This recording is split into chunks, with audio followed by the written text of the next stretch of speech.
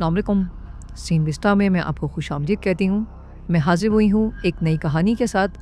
तो शुरू करते हैं आज की कहानी। कहानी की शुरुआत होती है जब रशिया की एक बड़ी नदी के बीच में दो बोट चलाने वाले कार्गो शिप के पास आए। जैसे ही वो मिले, वलेरा ने उनको बताया कि 1 टन से ज्यादा कैवियार यानी मछली के अंडे ट्रांसपोर्ट करने हैं। इतना सुनते ही ओलेग तो खुश हो गया। वो अपने साथी को मनाने लगा कि ये काम ले लेते हैं। उस बूढ़े आदमी ने पहले तो मना कर दिया क्योंकि उसे लगा कि बोट इतना वजन नहीं संभाल पाएगी, लेकिन फिर हार कर उसने ओलेग की बात मान ली। ये काम मिलते ही ओलेग खुशी मनाते हुए थोड़े से मछली के अंडे खाने लगा, लेकिन कुछ ही मिनटों बाद बोट ज्यादा वजन की वजह से टूट गई। ओलेग ने बचाने की बहुत कोशिश की, लेकिन फिर भी सारा सामान नदी में डूब गया। बाद में जब वो दोनों किनारे पर मिले, बूढ़ा आदमी गुस्सा हो गया और ओलेग को मारने लगा क्योंकि ओलेग के लालच ने उसकी बोट बर्बाद कर दी। उसने ओलेग से कहा कि अब नुकसान का पैसा तू भरेगा। तब ओलेग अपनी गलती मानते हुए उसे पार्किंग में ले गया और मजबूरी में अपनी गाड़ी उसे दे दी। अगले दिन ओलेग अपनी गर्लफ्रेंड श्वेता से मिला, जो बैंक में काम करती थी।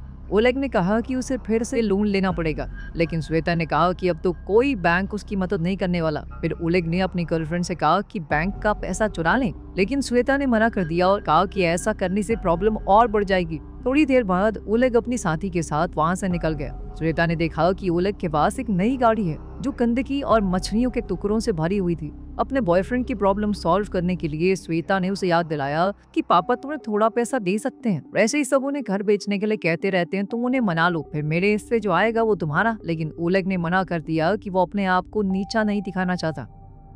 अब कुछ और ऑप्शन नहीं बचा तो दोनों बोरिस के घर गए, जो अपने परिवार के साथ टॉयलेट रिपेयर कर रहा था। वहाँ ओलेग ने अपने होने वाले ससुर से अकेले बात करनी चाहिए। जैसे ही उसने घर बेचने वाली बात कही, बोरिस गुस्से में आया और पूरे परिवार से झगड़ा करने लगा। तभी एक बड़े से मीडियाराइट के टुकड़े धरती पर गिरने लगे। जब उनका परिवार झगड़ रहा था तो एक टुकड़ा उनके घर पर गिरा और सीधा श्वेता के दादा के ऊपर आया, जिससे वो नीचे गिर गए। ये देखकर सबको लगा कि कोई गोली चला रहा है और वो सब घबरा कर बाहर भागे। बाहर उन्होंने देखा कि अलग अलग जगहों पर मीटियोराइट गिर रहे हैं। फिर उन्हें याद आया कि दादा को भी तो लगा था। वो उसके पास गए और देखा कि वो थोड़ा घायल है, लेकिन अभी जिंदा है। बोरिस ने चेक करके बताया कि ये गोली नहीं, मीटियोराइट है। ये सुन के ओलेग चिल्लाने लगा कि सब लोग जल्दी से खुदाई करो ताकि वो टुकड़ा बेचकर पैसे कमा सके हम। सब लोगों ने मिलकर थोड़ी देर के लिए खोदा, लेकिन फिर वो सब थक गए। लेकिन ओलेग अकेला खोदता रहा और सुबह तक उसने बहुत बड़ा मीटियोराइट का टुकड़ा निकाल लिया था। उसने परिवार को बताने का सोचा, लेकिन उसी वक्त पेवल ने उसे बुलाया। पेवल ने कहा कि उसकी ताकत खत्म हो रही है, ऐसा लगता है मानो उसका टाइम आ गया हो। ओलेग ने कहा कि रुकिए, मैं एम्बुलेंस बुला रहा हूँ, लेकिन पेवल ने उसे रोका और कहा कि मैं अपनी जिंदगी में सब कुछ देख चुका हूँ, अब मुझे कुछ और नहीं चाहिए। उसके बाद बूढ़ा आदमी उसके सामने ही चल बसा। ओलेग टेंशन में श्वेता को बताने गया, लेकिन श्वेता ने उसे इग्नोर कर दिया और सोती रही। ओलेग को ये नहीं पता था कि मीटियोराइट अपनी शेप बदल चुका है और अब वो एक जामुनी रंग का लिक्विड बन गया था। ओलेग ने फैसला किया कि वो इंतजार करेगा जब तक पूरा परिवार उठता नहीं। थोड़ी देर बाद वो भी सो गया। फिर टैलिक ने उसे जगाया और कहा कि यहाँ कुछ बहुत गलत हो रहा है। टैलिक ने पूछा, श्वेता कहाँ है? जब ओलेग ने बेड देखा तो पता चला कि उसकी गर्लफ्रेंड गायब हो गई थी। वो अपने ससुर के साथ नीचे गया। टैलिक ने बताया कि कुछ मिनटों पहले बोरिस ने गलती से वो लिक्विड गिरा दिया था और उसके बाद से बहुत अजीब चीजें होने लगी हैं। फिर ओलेग ने देखा कि साशा, परिवार की सबसे छोटी लड़की, अपने हाथों से लोहा तोड़ रही है, ऐसे उसके पास 100 हथियारों की ताकत आ गई हो। थोड़ी देर बाद ओलेग ने देखा कि रीटा सीढ़ियों की रेलिंग के पास खड़ी थी और उसे लगा कि शायद श्वेता के साथ कुछ बुरा हुआ है। वो बेडरूम गया, वहाँ उसने श्वेता की आवाज सुनी, लेकिन वो दिख नहीं रही थी। वो कुछ समझ नहीं पाया, पर तभी नीचे से चिल्लाने की आवाज सुनाई दी। वापस नीचे आकर ओलेग ने देखा कि बोरिस एक कमरे का दरवाजा तोड़ने की कोशिश कर रहा है। अंदर से रीटा जोर जोर से चिल्ला रही थी। घबराहट में बोरिस ने जोर से दरवाजा तोड़ा और सबने देखा कि रीटा छत के ऊपर तैर रही थी। वो चाहकर भी नीचे नहीं आ पा रही। सब मिलकर रीटा को खींच के डाइनिंग रूम तक ले आए। वहाँ उन्होंने देखा कि श्वेता का आधा शरीर गायब हो गया है। ये देखकर सारा परिवार चिल्लाने लगा। उसी वक्त वो बूढ़ा आदमी जो मरा था, पेवेल, वापस आ गया, जैसे वो दोबारा जिंदा हो गया हो, और ओलेग घबरा गया। इतनी उथल पुथल में सब रीटा के बारे में भूल गए और उसे छोड़ दिया और वो छत के छेद से बाहर निकल गई। वो हवा में उड़ती हुई थोड़ी दूर तक गई, लेकिन उसकी पावर अचानक खत्म हो गई और वो नीचे गिर पड़ी। उसके बाद श्वेता फिर से दिखने लग गई और पेवेल दोबारा जमीन पर गिर गया, मानो वो दूसरी बार मर गया हो। रीटा को बचाने के बाद परिवार अब एक साथ बैठ गया और सोचा कि शायद मीटियोराइट ने उन्हें सुपर पावर्स दे दी हैं। अब उन्होंने देखा कि टैलिक और ओलेग के पास कोई पावर नहीं है, वो समझने की कोशिश करने लगी कि ऐसा क्यों हुआ। इस बीच श्वेता ने फोन करके एम्बुलेंस बुला ली। उस वक्त ओलेग ने देखा कि जैसे ही श्वेता परिवार से दूर गई, सबकी पावर्स खत्म हो गई और साथ ही पेवल फिर से लुढ़क गया। फैमिली हॉस्पिटल गई, डॉक्टर ने चेक किया और कहा कि सब बिल्कुल नॉर्मली लग रहे हैं। ओलेग ने कहा कि इनके शरीर में रेडिएशन लेवल चेक करो, लेकिन डॉक्टर ने कहा कि हमारा रेडिएशन मीटर ठीक से काम नहीं कर रहा। साथ ही डॉक्टर ने बात बदलते हुए कहा कि विटामिन खाओ, सब ठीक हो जाएगा, विटामिन ही सब कुछ होते हैं। परिवार को समझ आ गया कि कोई उनकी बात पर विश्वास नहीं करने वाला। वो घर वापस आए और अपनी नई सुपर पावर्स के साथ जीना सीखने लगे। डिनर पर सबने सोचा कि उन्हें जादुई शक्तियां क्यों मिली। रीटा ने कहा कि इन शक्तियों का इस्तेमाल करके हम एक बड़ा ही खतरनाक सर्कस बना सकते हैं। ये सुनकर टैलिक गुस्से में आ गया और उसने रीटा का मजाक उड़ाया। रीटा ने उस पर हमला कर दिया और दोनों भाई बहन लड़ने लगे। इस बीच साशा ने अपने दादा की लोहे की छड़ी तोड़ दी। दादा को गुस्सा आ गया और वो उसके पीछे भागने लगे। थोड़ी देर बाद टैलिक ने अपने कुत्तों को खाना खिलाया और रीटा की हरकतों के बारे में अनाप शनाप बोलने लगा। तभी उसका एक कुत्ता उस पर जोर से भौंकने लगा, जिसके बाद उसे पता चला कि वो कुत्तों की हर एक बात को समझ सकता है और उसे समझ आया कि उसकी सुपर पावर ये है कि वो जानवरों से बात कर सकता है। खुश होकर टैलिक ने ये नई खोज पूरे परिवार को बता दी। अब ये जानने के लिए कि मीटियोराइट ने उसे क्या ताकत दी है, ओलेग ने जमीन से एक लोहे का टुकड़ा उठाया और अपने हाथों से उसे मोड़ने की कोशिश की, लेकिन वो नहीं मुड़ा और फिर शर्मिंदा होकर वो घर के अंदर वापस चला गया। सुबह ओलेग बाकी परिवार को जगाने लगा, लेकिन जब वो पेवल के कमरे में गया तो उसने देखा कि बूढ़ा आदमी रस्सी से लटक रहा है, लेकिन फिर भी उसे कुछ नहीं हुआ। अब वो अमर हो चुका था, किसी भी तरीके से मर नहीं सकता। जिसके बाद उसने ओलेग से कहा कि बेटा मैं मर तो नहीं रहा, लेकिन रस्सी से मुझे छुड़वा दो। उसी वक्त बोरिस टॉयलेट पर बैठा, लेकिन अचानक वो टेलीपोर्ट होकर बाहर चला गया और फिर हैरान और परेशान होकर वापस बाथरूम में आया। जब वो फिर से टॉयलेट जाने की कोशिश करने लगा तो फिर से टेलीपोर्ट होकर बाहर आ गया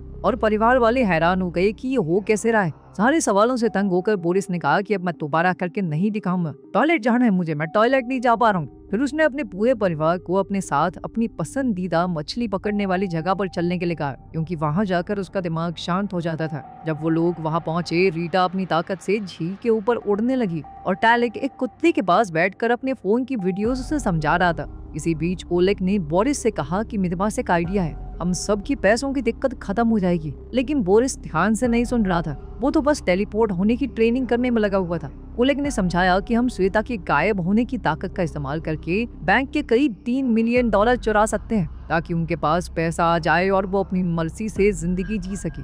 लेकिन ट्रेनिंग खत्म करने के बाद बोरिस ने कहा कि ऐसा कुछ नहीं करने वाले हम, ऐसी हरकतों से सब मुसीबत में पड़ सकते हैं। उसने कहा कि हम बस इंतजार करेंगे, जब सब कुछ ठीक हो जाएगा तो फिर से नॉर्मल जिंदगी जिएंगे। इसके बाद ओलेग गुस्से में परिवार से दूर चला गया, जिसके बाद पेवेल फिर से मर गया और रीटा पानी में गिर पड़ी। ओलेग समझ गया कि सबकी ताकतें उसके और श्वेता के दूर जाने से खत्म हो जाएंगी, लेकिन बोरिस ने कहा कि मुझे इस बात से कोई फर्क नहीं पड़ता, हम नॉर्मल जिंदगी जी लेंगे। उसने ओलेग से कहा कि परिवार को और परेशानी में मत डालो, क्योंकि पहले ही ओलेग की गलतियों की वजह से वो बहुत मुसीबत में है। इस बहसबाजी से थक कर ओलेग ने श्वेता को गाड़ी में बैठने को कहा और श्वेता ने साशा से कहा कि जब तक हम लोग बाहर हैं दादाजी की बॉडी को छुपा देना। सफर के दौरान श्वेता ने कहा कि तुम्हारे प्लान में गड़बड़ी है, हम पकड़े जाएंगे, हमारी जिंदगी तक खतरे में पड़ सकती है। जैसे ही वो उस एरिया से निकल रहे थे, उनको कुछ गुंडों ने रोक लिया और उनकी गाड़ी घेर ली। थोड़ी देर बाद वल्लीरा वहां आया और उसने ओलेग से कहा कि गाड़ी में आकर बात करो। गुंडे ने ओलेग को धमकी दी कि अगर कैवियर में जितना पैसा डूबा है वो कर्ज चुकाया नहीं ना,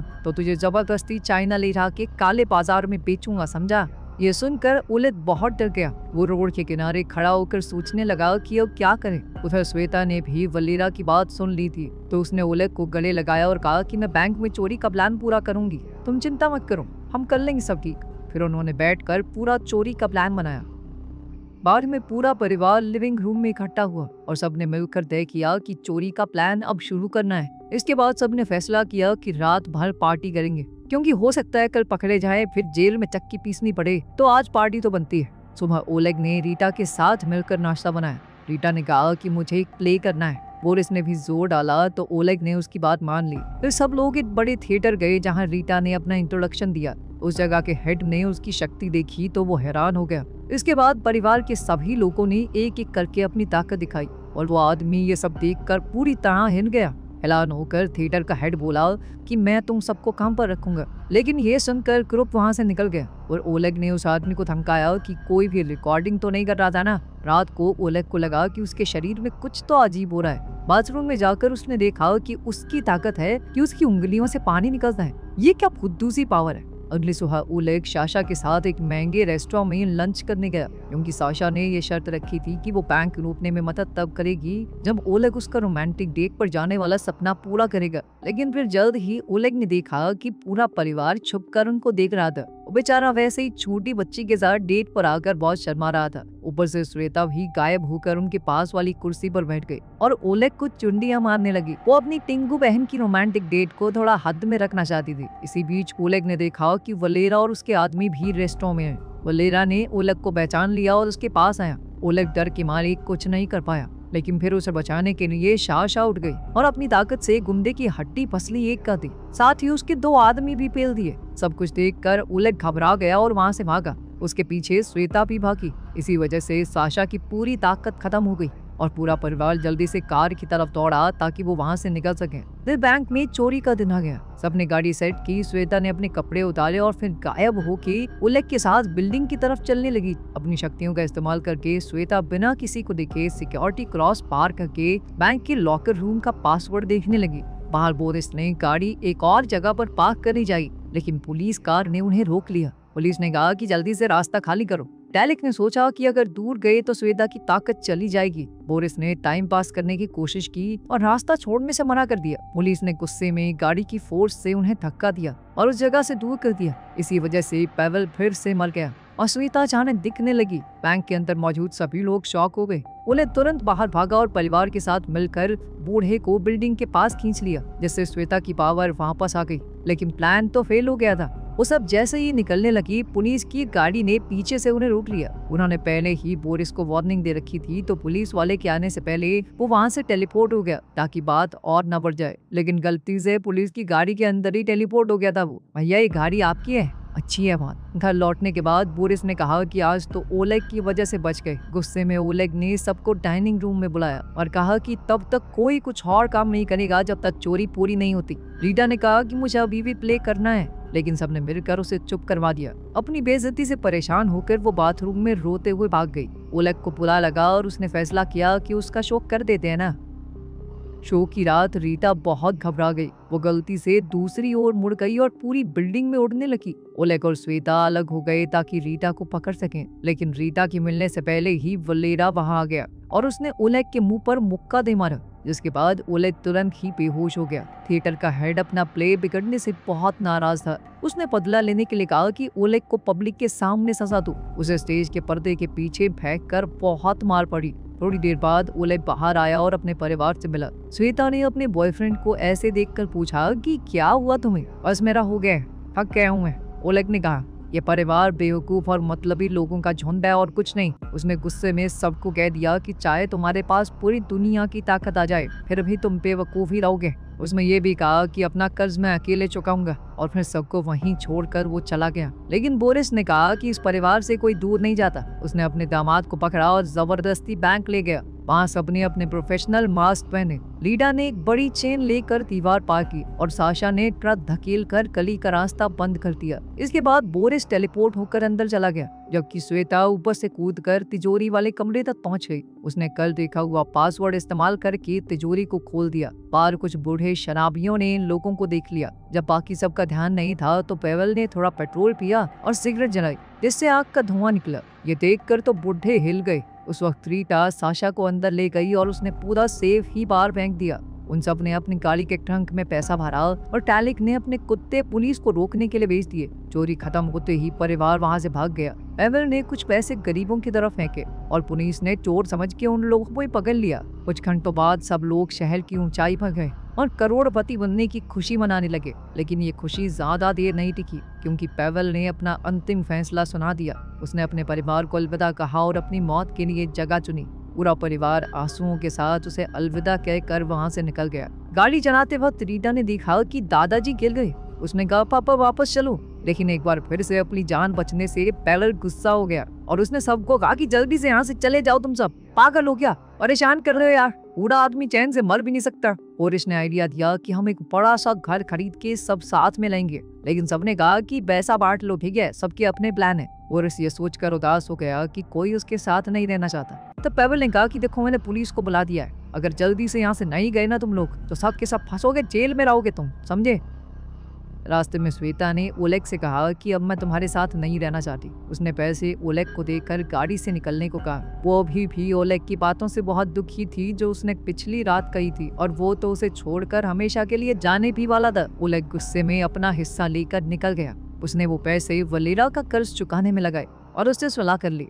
फिर उसने ये देश छोड़ने का प्लान बनाया। एयरपोर्ट पर ओलेग ने न्यूज पर देखा कि श्वेता और उसका परिवार पकड़ा गया क्योंकि वो पैरल के शरीर को वापस लेने गए थे। पूरे परिवार की बुरी हालत देखकर ओलेग को अफसोस हुआ कि उसने उन्हें छोड़ दिया। उसने फैसला किया कि वो पैरल के साथ मिलकर उन्हें बचाएगा। जैसे ही वो कोर्ट में घुसे सबकी पावर्स वापस आ गई। पैगल फिर से जिंदा हो गया और गुस्से में सबके ऊपर हमला करने लगा। बोरिस टेलीपोर्ट होके गार्ड को रोकने लगा। साशा ने अपने भाई बहनों को जेल से आजाद किया और सब ने अपनी ताकतों का इस्तेमाल करके पुलिस के छक्के चढ़ा दिए। अब परिवार फिर से इकट्ठा हो गया था, लेकिन बाहर निकलते ही उन्हें पुलिस ने हर तरफ से घेर लिया। तब रीटा ने उड़कर गार्ड्स का ध्यान भटकाया। इससे सभी एक गाड़ी में बैठ गए और रीटा भी उनके साथ ही चली गई। शहर की पूरी पुलिस अब उनके पीछे लग गई थी। एक पुलिस की गाड़ी उनका पीछा छोड़ ही नहीं रही थी। इससे इरिटेट होकर बोरिस ने टेलीपोर्ट होकर पुलिस की गाड़ी का क्रैश करवा दिया। थोड़ी देर बाद एक और गाड़ी साइड से आई और साशा ने जोर लगाकर उसे धक्का दिया, जिसके बाद गाड़ी उलट पुलट गई। अब ओलेग को सामने कई सारी गाड़ियां नजर आई। उसने कोशिश की कि एक्सीडेंट ना हो, लेकिन फिर भी उनकी गाड़ी एक फ्रूट स्टॉल से टकरा गई। विंडशील्ड के ऊपर मिट्टी ही मिट्टी हो गई थी। ओलेग खुश हुआ कि अब तो उसकी ताकत काम आएगी। उसने अपनी उंगली से पानी छिड़क कर गाड़ी का शीशा साफ करते हुए आगे चलाई, लेकिन परिवार को पुलिस वालों ने रोड ब्लॉक से घेर दिया। तब साशा ने पोल पकड़कर गाड़ी घुमाई और सबको वहां से निकाला। फिर उन्होंने गलियों से निकलने की कोशिश की। जब पता चला कि पुलिस ने चारों तरफ से घेर लिया है तो रीटा ने गाड़ी को उड़ा दिया। गाड़ी हवा में उड़ने लगी और पीछे लगी हुई पुलिस से वो लोग बच निकले। इस सब के बाद ओलेग फिर से वलेरा से मिला। उसने मदद के लिए शुक्रिया कहा क्योंकि वलेरा अपनी कार को शिप में छुपाकर पूरे परिवार को चाइना भेजने का इंतजाम कर चुका था। तैयारी के बाद परिवार एक बड़े कंटेनर में बंद हो गया जो और कंटेनर्स के बीच में शिप पर रखा हुआ था। अब वो सभी लोग एक नई शुरुआत करने एक दूसरे देश की तरफ निकल गए। उम्मीद है कि आपको आज की हमारी स्टोरी पसंद आई होगी। मजीद वीडियोस के लिए हमारे चैनल को सब्सक्राइब कीजिए और बेल आइकन को प्रेस करना ना भूलिए ताकि हमारी नई वीडियोस की अपडेट्स मिलती रहें। शुक्रिया।